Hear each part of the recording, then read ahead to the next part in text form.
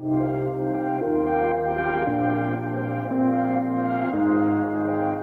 folks, welcome back to our continuing coverage of the 2018 GAMA Trade Show. We are in the Peppermill Resort in Reno, Nevada, and I'm Sam Healy. This is Ryan Skinner. He is from Passport Game Studios. Nailed it. Welcome. Welcome. Nailed it. Thank you for having me. And so, we're talking about Deadman's Doubloons. This is not the first time I've heard about this game. We actually talked to Thundergriff at Essen, but now you guys are distributing it here in America, is that right? Yeah, that's right. So Passport's model has always been to serve as the passport for a lot of international publishers. Yeah. Namely a lot of European publishers as well as other regions, and bringing their stuff into the retail market and giving it an audience. So that's good. So we partnered with Thundergriff. This is the second game that we're going to have released with them. The first being Tao Long. Okay. And then this Deadman's Doubloons will be releasing in April 20th. This will be coming out. Okay. Cool. So here in about a month. It'll be exclusive through us and through GTS distribution for any retailers out there. That's where you can find it. Okay. So as you might guess from the name, this is in fact a pirate game. No. Surprise. Unveil the secret. Yes, exactly. Yeah, right. This is a super little clever pirate game in which you are fighting one another both on the high seas with your ships as well as on the island in the middle of the board here, and you're kind of racing on the island to be the first pirate or the first captain to find a treasure at the top of the mountain. Meanwhile, your crew is sailing around the island waiting for you and fighting one another and dealing with various perils and so forth. Yeah. The core mechanism here is that it uses a programming mechanic and a kind of simultaneous action system where every player has a hand of action cards. I don't know if you guys will be able to see them if I lay some out here. Yep. Everyone from their hand chooses 3 of the cards that they want to program from their hand, put them down in order, and then simultaneously everyone reveals their first card. Everyone takes turns resolving movement, which sometimes is mandatory, sometimes is optional, and the movement dictates how your ship moves, whether it is going to about face and then it's going to move into different quadrants around the island, or if it's going to stay where it is or whatever it might do. And then after everyone has resolved their ship movement, then everyone chooses 1 action from the 2 on the card that they have revealed and chooses which one of those to resolve. So while you are programming and kind of locking in the cards, you still have a little bit of leeway and leverage and things you can do different depending on what everyone else reveals, which is nice. Different actions you'll be able to perform are shooting with your ship at the other ships, either in your quadrant or in adjacent quadrants where you're facing. Yeah, that's cool. You have the ability to repair your own ship because you'll take damage, of course. You can collect map fragments. Your crew is sailing around looking for fragments of the map, and that's an integral part of how your captain will move up the island. On the island itself, there are 3 different routes. There's a long blue route along the eastern edge there. There's the yellow route up the middle, and the super short but perilous red route on the western border. Very, very perilous. Yeah, it is not friendly. Don't underestimate that. Yeah, you only have 3 spots to go, but yeah, good luck. Right. Yeah, it's pretty painful. So along the way, as the ships are sailing and taking their actions, they'll collect these different map fragments, and the map fragments have different icons on them. And when you take an action, you can either draw map fragments, or if you already have a couple map fragments, you can move your captain up whichever path you want. An interesting system is that other captains can be copying you and basically following along and trailing you, so to speak. So if they have a matching map fragment, if me and Sam here both had the little fragment with the skull on it, and I chose to move up to there, he could also move once, and he could move to wherever he wanted to move. Whichever path I wanted to. Right. Along the way, there's some tokens that you distribute face down onto the entire board, and so as you move into new spots, different things will happen, and again, that is dependent on what color the spaces are, so you get to choose whether you want the longer, safer route or the shorter, more dangerous, more extremely dangerous route. As players get to the top of the mountain, there are treasure tokens they'll collect based on how close they are. If you're the person that gets there, you get more than anyone else, of course. If you're nearby, you'll get a little bit, so there's still some, you still got some skin in the game. You don't have to be the one person all or nothing, which is nice. Right. You get these different denominations of gems, and at that point, you trigger kind of the last phase of the game, which is a final shootout on the boats. Your captains return to their boards, and you have a final, round of going around shooting each other and trying to eliminate one another. Now, when I say eliminate one another, there is no player elimination, but there's a really fun mechanism that you may have noticed, is that players can be killed. Their ships can be sunk, at which point they are replaced with a ghost ship equivalent of their ship. Hopefully the camera can pick up how cool these are. Yeah, these are little translucent yeah, that's cool. acrylic ships to go with their opaque equivalents. Yeah. So once you become a ghost ship, you are not out of the game, and in fact you have some advantages as well as some disadvantages.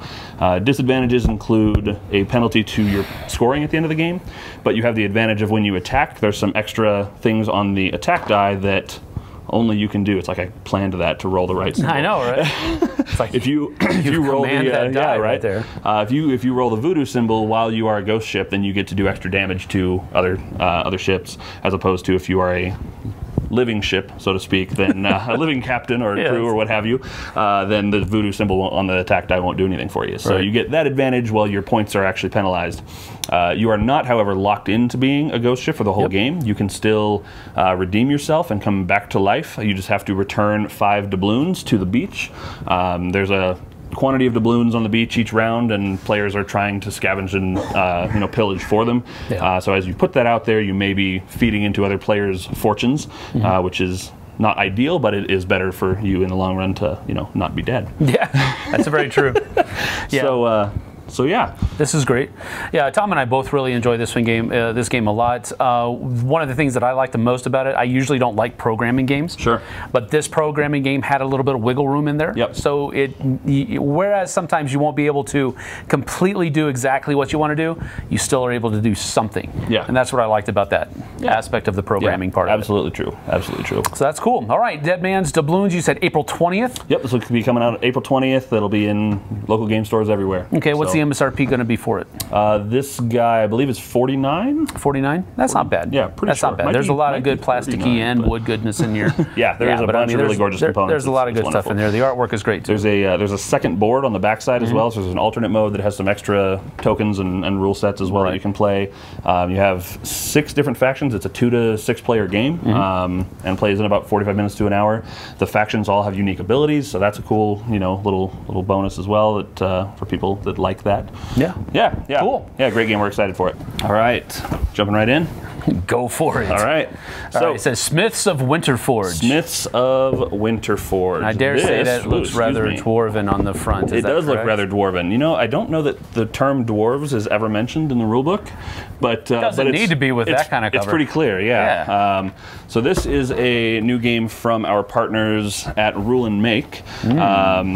Fans of Passport may be familiar with Rule and Make from the last year we released Skyward and Entropy Worlds Collide, both from then. So this is the next one that we're bringing out from them. This one's coming in May. Okay. This guy is a worker placement game, also with some asymmetry and whatnot. Everybody gets one of these little guild boards, and everyone's playing as a guild. Boards, the punch outs. Yep. Everyone plays as a guild who is trying to win the favor of the community and earn the royal contract, which grants their guild the ability to do all of the forging for the kingdom for like 100 years is the idea. That's what you're fighting over, basically. So the different guilds all have different advantages. These player boards tell you how effective they are at forging weapons, armor, and jewelry, and they start in different values depending on which faction you are. Like I mentioned, it's a worker placement game. So the way this works is instead of just having a pool of workers that you have in front of you and you're taking turns putting them on a board, this actually uses excuse me, a point-to-point movement system on the board moving around the Winterforge city here. So if I have one of my little dwarven workers here, they all start in the guild hall, and you can see that there are these little white arrows that connect to the different regions, and so on a player's turn they get 3 actions, one of which is the option to move, so you can move across one arrow, and then from there you can take actions in the space that you're in. He's kind of falling over there. Each territory you can have any number of people in, but if you're the first person to move in to a territory, there's these little black hexagons. Right. And those are the, well, I'm drawing a blank on the term, but they're basically a preferred location that give you a bonus when you take the action in that location. So there are a total of the 5 locations that are out there. You have the guild hall, the forge itself, you have the market over here, the tavern, and the banking district. And each of those serves an important role. In the market, you'll have, when the game is all set up, you have these various components which are broken into a few different categories. And you'll be collecting these at the market to be able to forge contracts. Contracts will look like this.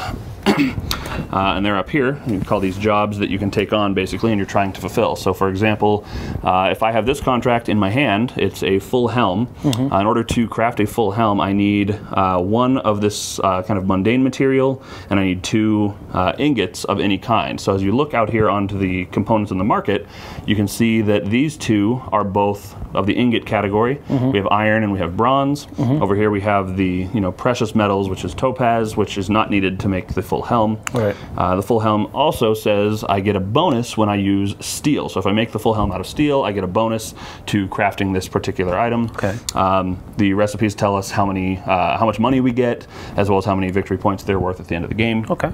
So the market's full of these different things, different categories, and then you'll notice they have values at the bottom with these colors. Yeah. Those reference dice that are used. So there's a little bit of variance added to your ability to craft any particular item. So again, if I'm trying to build this, and I use some bronze, and I use some iron, and then I'd have to find myself something mundane to use with it. There's something that is some birch. So a little bit of birch, some iron, and some bronze, and I'm going to build a helmet. So you would lay out all the ingredients that you want, and then it tells you what dice you're going to roll. So when I go to the forge as an action, I can roll 2d4s and 1d6, and the target number that I'm trying to get with all the dice using those ingredients is the number that is on there. So I'm trying to hit a 14. Oh, wow. So when I start, I would roll these, and I've got 12. I was close. So I didn't quite succeed in finishing the job. But had you used steel, you would get the +2. And exactly. Had I used steel, had I found steel in the marketplace, I would have got a couple more, and I would have made it. I would have succeeded in this, tucked it under my player board, and got some points, got some money for that. I get paid for the contract. Right. If I don't succeed, however, there are what they call work tokens that show that you are still working on that project and haven't completed it. So it's not a pass or fail. It's like I've started working on it. Right. So you started working, and so each time you attempt to forge it and fail, you add a 1 to it. So then I would roll again, and now I get to add. That's a +1. That's a +1 to my roll. And there's a 7, 13 plus there's 14. Perfect. And I did it in 2 attempts. So you can hang out on the forge as long as you need and continue to plug away and hammer your anvil and forge your helms and your axes and your circlets and what have yous. Gotcha.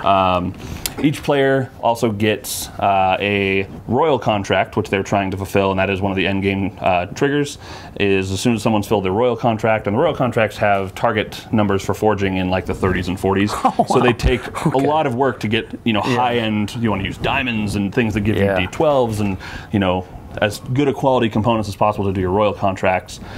You can also hire people in the tavern to work for you.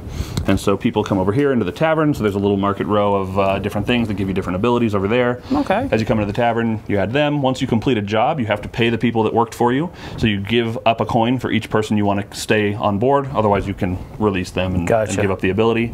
And then finally, because everyone only starts with a couple coins, and so going to the market and buying things is very difficult without more money, you can go to the bank, and the bank will give you a loan. The loans look like this, and they come down here. There's a couple loans at any given point. On the left, it tells you how much you're going to borrow from the bank. In this case, they're going to give you 8, but they're going to ask some interest, 12, and so you have to pay back 12 before the end of the game, or it's negative points. -2 victory points, it looks like. If it's incomplete. Still around, yeah, if you finish it, it's 1 victory point for paying back your loan. Okay. There's various people in the tavern that will augment that and help you get a better rate on your loans. There's different actions you can take to augment that as well. Along the way, obviously, we kind of glazed over the player boards at the beginning, but you have these different tracks that you can improve as well. You can train your guild to get better at forging weapons or jewelry or whatever you prefer by paying the cost, and then you get that bonus based on where your marker is. And you said that they're different? Each one has Each one starts at a different tier. Okay. So there's very lightly marked on some of them. I think this one, so this one starts with a 2 for jewelry, which is great. You get automatically a 2 on any jewelry you're crafting, whereas this guy gets a 2 for armor. Some of them have 2 singles. weapons. Gotcha. So there's various Let's see if we can put iterations of that. Yeah. I don't know if we'll be able to show that, but it's There's a little dashed line around there, dash line around there. Yeah. Okay, cool. And then this one here, there's a. Well, I'm just. There's a dash line around here. So. Yeah, so we got a 1 on weapons and armor for Cool. them. Yeah, so that's kind of how that plays out. So like I said, someone either completes their royal contract or someone, or excuse me, or if the job deck runs out, as people take on new jobs into their hand, then obviously this market refills just like the others do. Everybody has their own dwarven. Yep. Everybody has their own little worker. Everyone has their own little colored cubes to manage on their board. And so yeah, like I said, let's see, make sure I didn't miss anything. This is where you can forge things, and you get a discount or money if you are either training or forging something, assuming you are the first person to occupy the space. Over here is where you get to shop in the market and buy a couple things. And if you are in the preferred spot, then you get to buy an extra thing. So there's a little icon that kind of tells you what the bonus is in each of the spots. In the banking district, again, you can actually get better rates on either getting the loan or paying it back if you're in the preferred spot. And in the market, you pay a little bit less. So it's generally a financial advantage in those positions. Yeah, and that's kind of how it plays out. So. All right, this is cool little things. Got variable player powers. Worker placement is always really cool. I like how it's not, placing your dudes out like this. Yeah, it's not just go wherever you want. You do have to manage. Like, it doesn't have like a solitaire thing going on over here. It's all out here. I like that. Right. Yeah, and carrying when someone goes to a spot so that you can wait for them to vacate, so you can move into the preferred spot and get that bonus action is really helpful. With 5 or more players, if you have 5 or 6, a second preferred spot does open up. Okay, that's so that was just also makes that a little more. There's a little bit of lenience there. Cool. But yeah, so again, super excited for this one. This will be out in May, I mentioned. May. So yep, we're showing it off here at the show. So tell your friendly local game stores. Very cool. Get the orders in. Very cool. So in May, the Smiths of Winterforge will be hitting the thing. Do you have a MSRP for this one? This guy, I believe, is 40. 40? Yes. 40? Okay. Fairly certain. 40. So that's Smiths of Winterforge. That looks like cool. I can't wait to sink my teeth into that one, actually. Yep. But some dice rolling fun. Thanks for joining us, Ryan. I appreciate it. Thank you, Sam. Appreciate you stopping by. Yep. Thank you guys for joining us as well. We're going to get on out of here, but we'll be back in a little bit with another video, so keep your eyes out for that. See you on the flip side, folks.